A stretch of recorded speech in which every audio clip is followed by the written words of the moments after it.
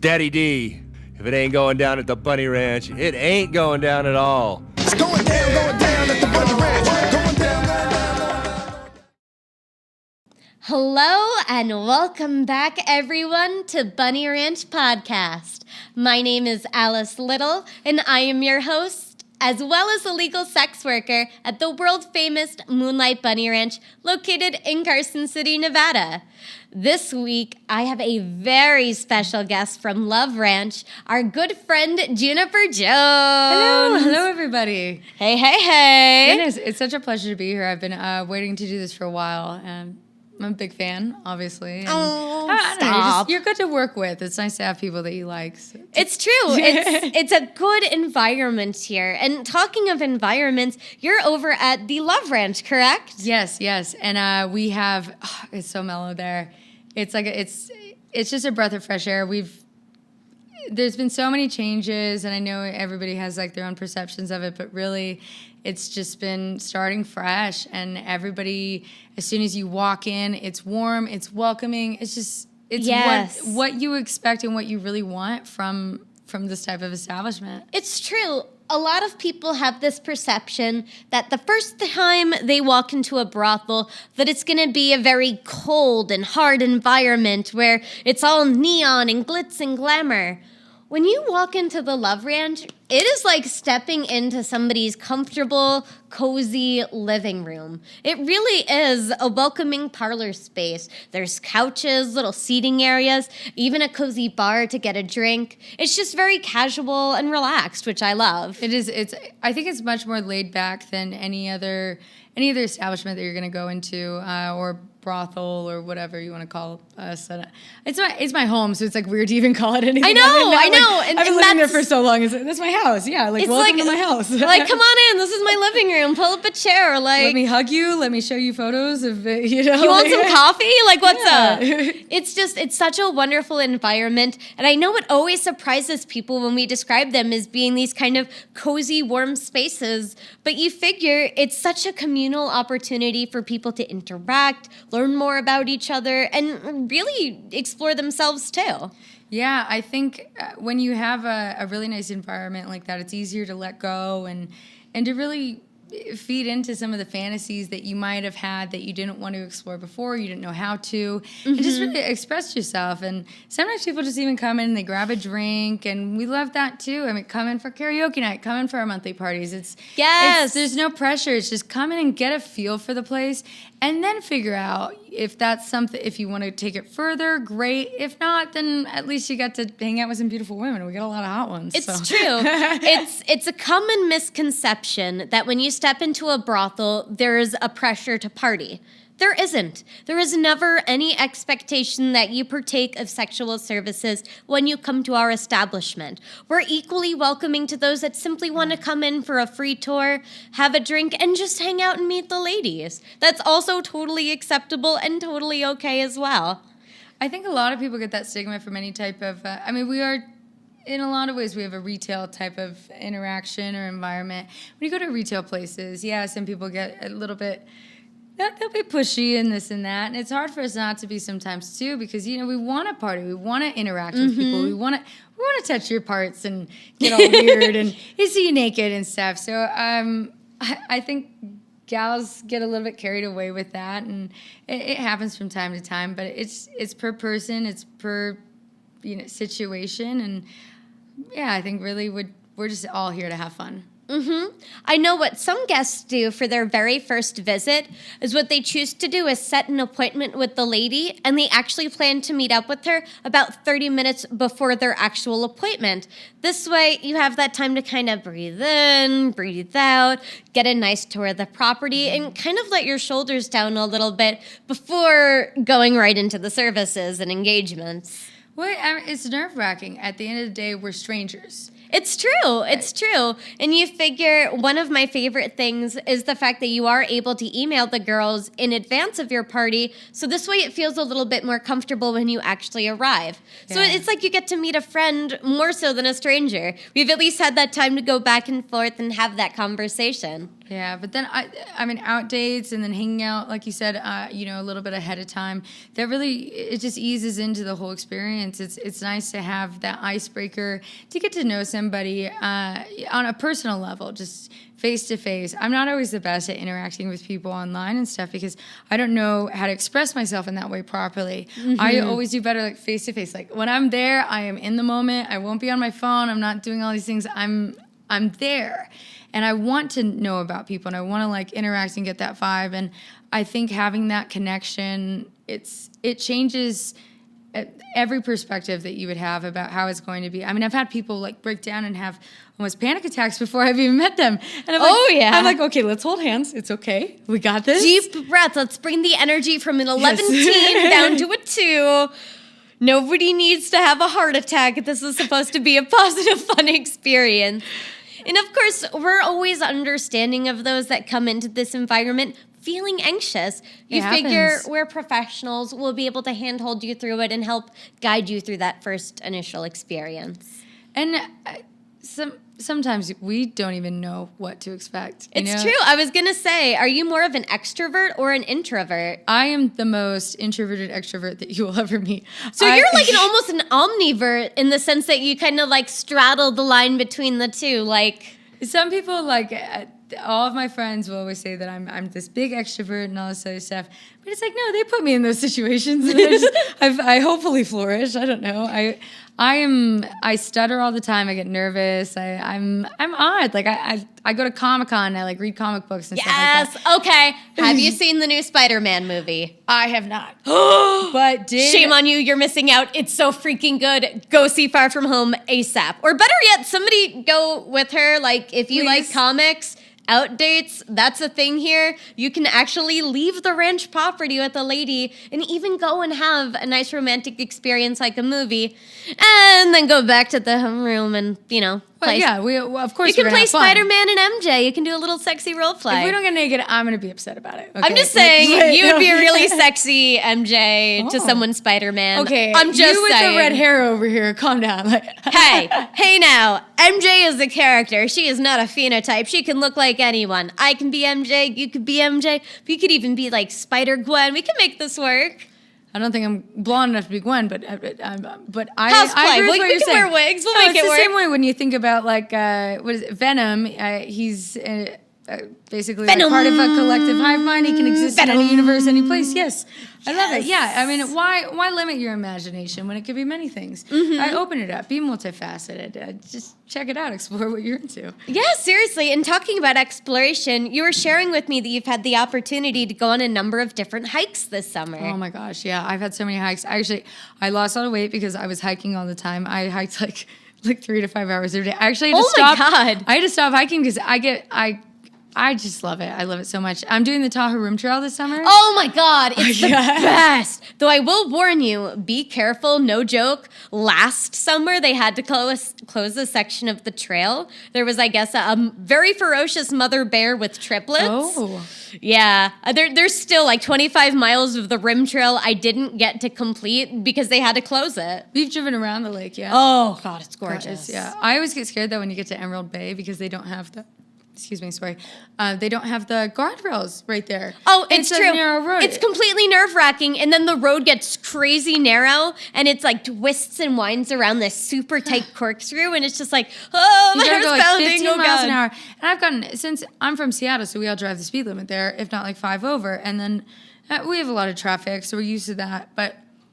in Nevada is something else. I've gotten in 3 accidents in the last year. Oh my God. Since I've been here. There's something about the Nevada drivers, It's funny you mentioned the accidents. 2 summers ago, I had somebody rear-end me going 50 miles per hour. I was stopped at a red light, and they hit my car, completely totaled it. goodness. It was great. My face bounced off the steering wheel. It It was real You pretty. get that bruise up here. Oh man, I came like straight across my face. It looked like I was a little Gosh. panda. It was real cute. I'm happy. Well, I'm happy you're okay. Oh yeah, I mean, thank God, knock on wood, it was no big deal. If anything, it was kind of a blessing in disguise, as it kind of gave me the down payment for my new car, which was awesome. Well, I mean, it's all about loving your vehicle. I had this. I don't know what your first car was. My first car ever that I bought was a 1986 Buick Skylark, and it was maroon. But that wasn't necessarily the first ar that I had that I drove. I didn't get my license until I was almost 21. And I got a 1998 Volvo S70 with a turbo, and I would flaunt that all the time. And I totaled that car actually within 2 minutes of getting it. Well, I have a mild case of narcolepsy. I have a sleep condition. So Oh shoot! I fell asleep on the wheel on the freeway, and I hit the Jersey barrier. I must have been going 65, 70. Oh damn! I knocked out, and then concrete wall. There were parts of my vehicle 3 lanes over, and I'm lucky to be alive from that. I broke my hand, and That's all you broke? Volvos are amazing. They used That to have is awesome. Damn. They are amazing. I actually bought the same make and model of the car because I was like, well, clearly I'm going to be safe. Yeah, I would say so. Any other car gave me a panic attack for a while. I can't say anything. So I grew up in New York City, and so people don't really have cars in New York. And if they do, So- they're the scariest drivers. It's true. That's true. That's true. And like when I got my first car when I moved out to the Midwest, no one told me about this thing that you put in the car called oil. They need oil, and they need oil changes. It doesn't only exist in the Midwest, but I did. Yeah, I didn't know that. So I literally broke the engine of my first vehicle. I've heard of people doing that. Yeah, I did that. That was me. It was a PT Cruiser, and I literally drove it into the You had ground. a cruiser bruiser? It was so cute. Like blue smoke came out of the taillight and everything. And I was like, oh, look, it's the genie escaping. My car is dying. Bye. It was really embarrassing. I used to love those cars. They're nice. They're nice vehicles. I would totally still drive one around. They are so cute. They're like, standbys. Yeah, They're they're cute. super reliable. They've got plenty of space. Like I You totally have a drove wide around. trunk in that. Hey now, I was able to fit a miniature pony into the back seat of a PT Cruiser. They are very impressive little vehicles. Don't ask me why I had a miniature pony in my I car. wouldn't. No, I've met a couple of your horses before. I would never ask why you would have animals. I get it. It's I'm true. I'm an animal person myself, so I get I was gonna say, what animals do you have right now? I actually just got a new little terrier. What's she's his so name? cool. I named her Louise. It's my mom's middle name. And then my mom's family for years, they called her Babalu. And my mom just had her 50th birthday party, so I was down in California for that, which was bittersweet. It's interesting to see family when it's been a while, and especially when you're a legal sex worker. Yes! Oh my God, can we talk about that? Because that is the number one question everyone asks about is, oh, what does your family think of this job? And the answer is, for each sex worker, it is all over the place. It is, yeah. It really, really is, because you figure even with one family unit, half the family can be super progressive and then some of Yeah. them really conservative. Like, I know even within my own family, by and large, most are very understanding, but I do have a couple of very conservative get aunts and pushbacks. uncles that are like, oh, I don't know about that so much. They probably try to have like talks with you. And Oh, you're right. They I'm- do. My uncle especially. He's like, no. I have an aunt who's a nun. My mom's Does she know? No. Well, kind of yes and no. It's kind of a mix of people who know and people who don't know. My immediate family knows. My parents have been very supportive. I used to overexert myself in my previous careers. I was going to say, you and I were talking beforehand, and you had mentioned that you kind of had this really interesting, high-powered career very, very early on. I Like, did. I was the youngest person ever hired for my position in the history of a company 2 times. First when I started working for Cisco Foods, the second time when I started working for Southern, and actually a third time when I became a manager. And I'm really good at sales. I can be very much so a workaholic. I can be very organized, and I can be very, I've been called frigid on multiple occasions in a workplace environment. I become very bossy. and I think that's a misconception, too, that people interpret intelligent, self-confident women in charge as being frigid or being the bitch. And no, that's not the case. You were just taking the authoritative role that you were in and using your power to actually accomplish the tasks that you were assigned. Exactly. And There's nothing wrong with that. I grew up in a much different environment. My parents were hippies.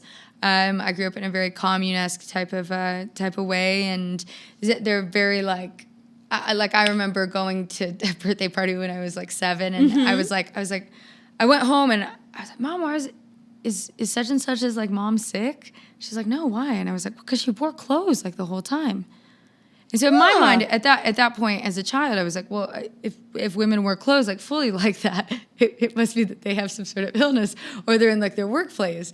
But at like their home, funny. At their home, it's like no, like nudism is very forward. And then oddly enough, because of how extreme my parents were, I wound up going the opposite route because I crave stability and I wanted to be modest. Oh, that's and I so wanted interesting. to be that way. And then I wound up doing that. And then I got there. All my life, when I was young, all I ever wanted to be was upper middle class. And then I became upper middle class and I realized I was like, happiness is not necessarily, it's not that. It's just about the moments that you have with people and the people you get to interact with. And the moments that we have here are second to none. I mean, when it comes to that, I've had some of the best experiences being here. I just had my year anniversary. Yay! By the way. Your Helliversary! It was on the 13th, and which is actually the anniversary of Frida Kahlo's death, which is a whole other thing. But I love her. But Brilliant woman. So impressed. So good. Such a great artist. And again, we have to point out the fact that we are sex workers on a podcast talking about Frida Kahlo. Things you don't expect much. I mean, we get really weird with it. I could bring out some odd facts about ballooning or whatever you want. We are very multifaceted people. Like, do not be mistaken. I've met some of the most brilliant and exciting and engaging women working with this company. Sometimes, like, I get, like, sometimes people will tell me that when they meet me, it's like meeting a celebrity. I'm like, that's how I feel when I meet all of these other people. like I like meeting Remy Martin or you. Oh, obviously. Jesus. The first time I met Air Force Amy, I thought I was going to throw up. I was like, whoa, it's Amy. Oh my God. Act cool. Like I was. She's so cool too. She's so Jesus cool. Christ. I was like so freaked out. I was like, oh my God, it's Amy. Oh my God, it's Amy. And she's such a down-to-earth and warm human. I love her. She's fun. She's funny. She's got so many stories, and she listens and she cares, and she's beautiful. Mm-hmm. She sold me my 2 pieces of furniture that I've ever not bought from IKEA or from a thrift store, and I awesome. Called my mom about it, and I FaceTime my mom, and I'm like showing her all these pieces and stuff, and I do want to say once again, I'm so blessed to have the really like 100% support of my parents. They weren't super happy about, some of the, videos online. But that's neither here nor there. And it's true, but you figure they respect your choice as an adult to do what you want consensually with your own body. That's your God-given right as an American. Like, welcome to America. And I think we get to have legal brothels and freedom. With legal brothels, we help so many people. It's not just, like you have this physical interaction with somebody. It's more than that. Experiencing it and just holding people and caring for people and working through different, trials in their lives or getting to know them, caring for them, becoming friends, lifelong friends. It's God, it's true. It's about connection. How could you not support something that's like this when it's exponentially beneficial to the betterment of mankind? Yeah, you figure it gives women a career opportunity. It gives men the opportunity that may not otherwise have so to seek companionship and get their needs met. Like the list just goes on and on and on in terms of benefits. Like you were talking about the different ways that we're able to help people. Is there a specific story you can think of that you're able to share with us? A specific one. There's so many. I primarily work with people who are usually virgins or people who are getting over really intense physical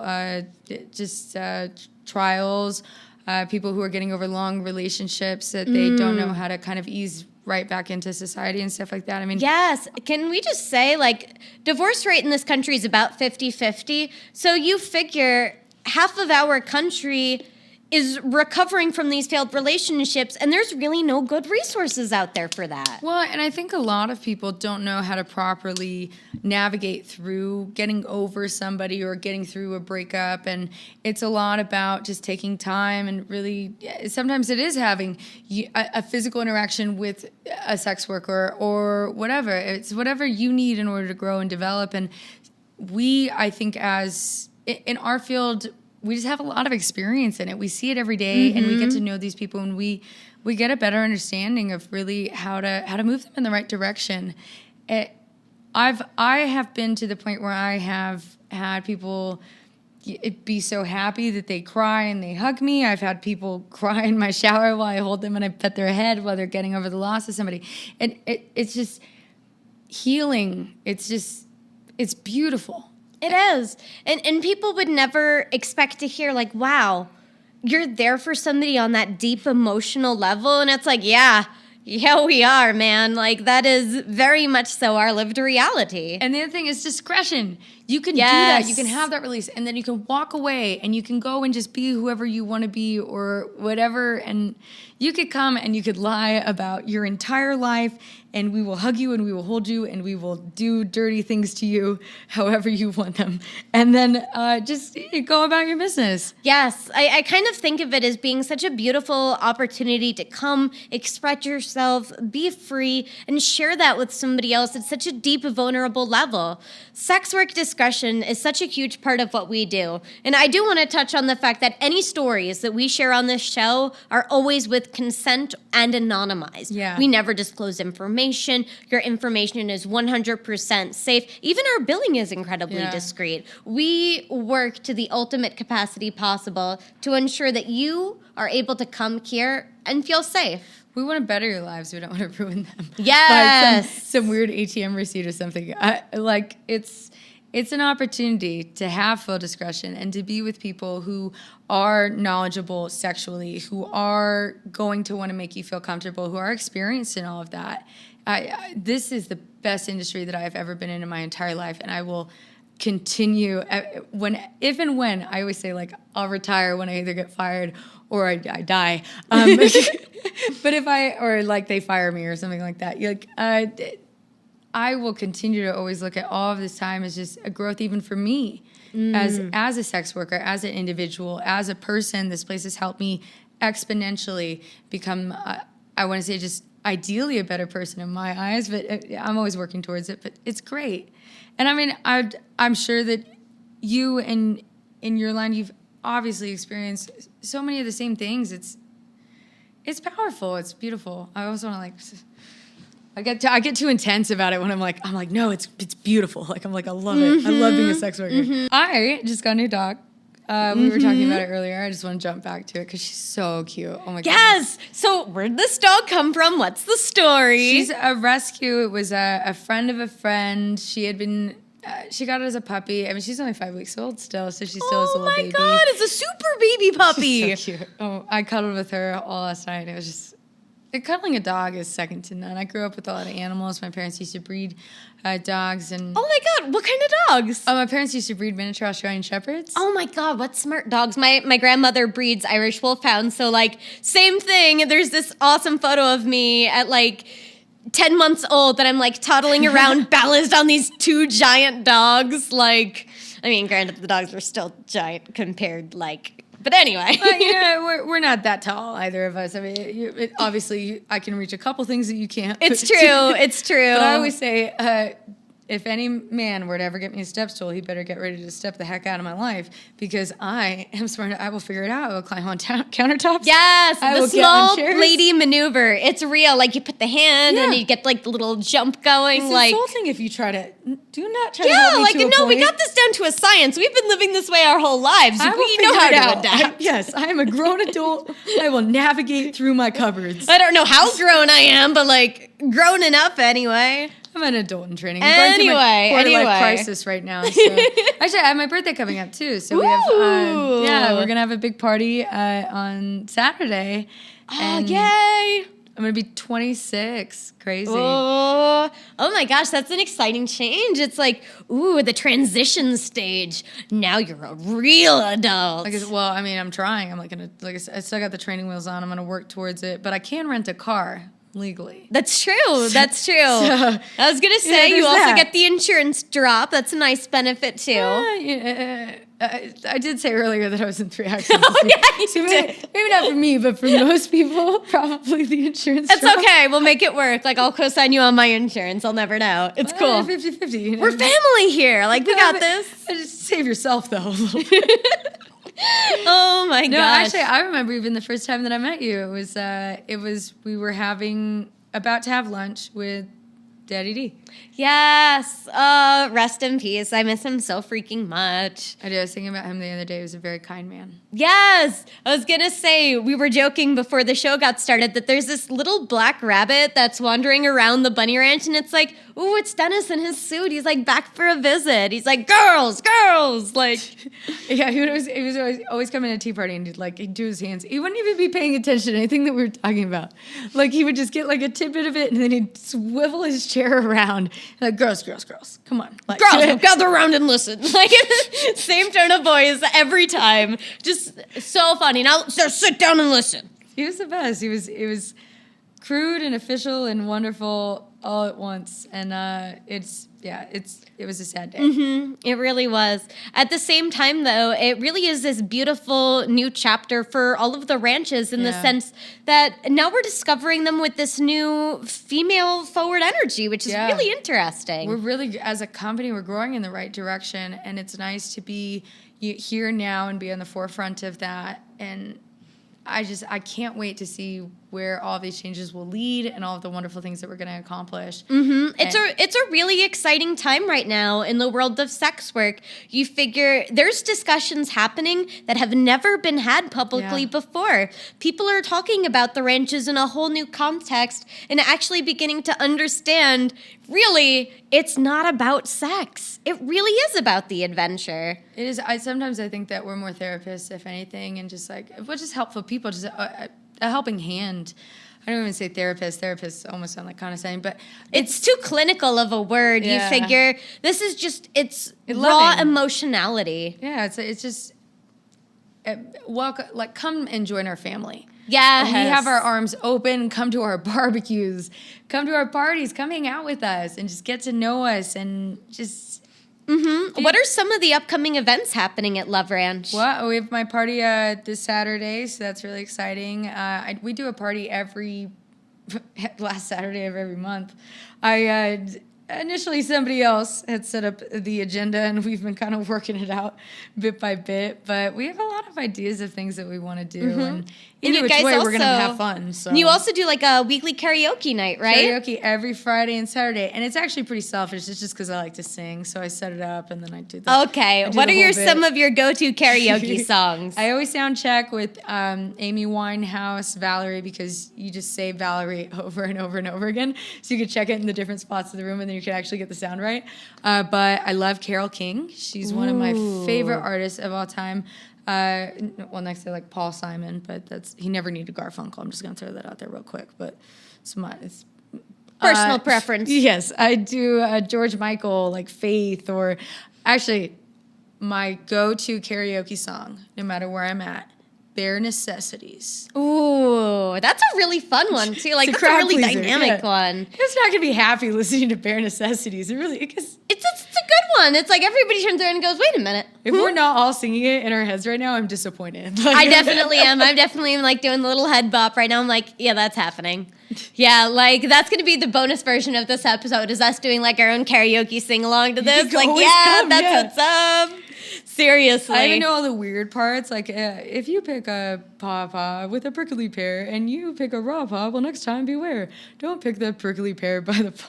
I'm not gonna get too far into it, but I actually corrected somebody. I pulled out the color stick on them, and at my family reunion, I was like, hey. Ooh, that's what's up right there. She's throwing down with truth bombs. Oh, that is so much fun, though. So summer's here. Are you do you have plans for summers? Do you have any suggestions? Oh You've my been here for a gosh. couple years, so I want to hear what you do. Yes. Summer is the season to go and explore Virginia City. If you haven't had the opportunity to see some of the most historic land in this state, you're missing out. We have the oldest hotel that's still operating in the Silver state. Queen, right? No, the Gold, what is it? The Gold Hill Hotel. It was there since 1859, I want to say. Either 1858 or 1859. I was going to say, you were trying hard not to say 69. I know it. I was. I felt it. The number maybe popped into my head. What can I say? We're dirty.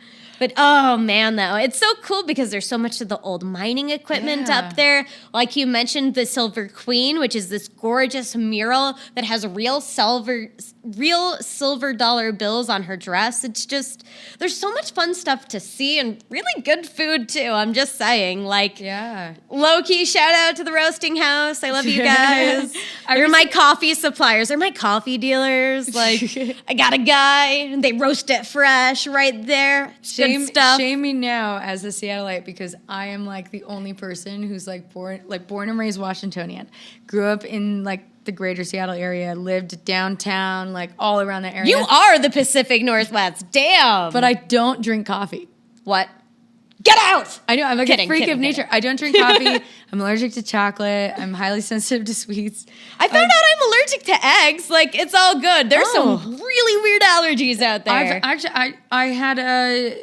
I had a friend growing up who was allergic to it. They make some really lovely egg substitutes that would blow you away. They really do. I've been like playing around with not egg salad, and it's so tasty. When as you get older, too, you find that you're allergic to so many random things. Yeah.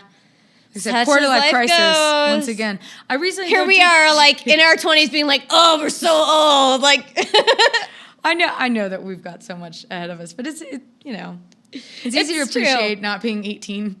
It's true. It really is.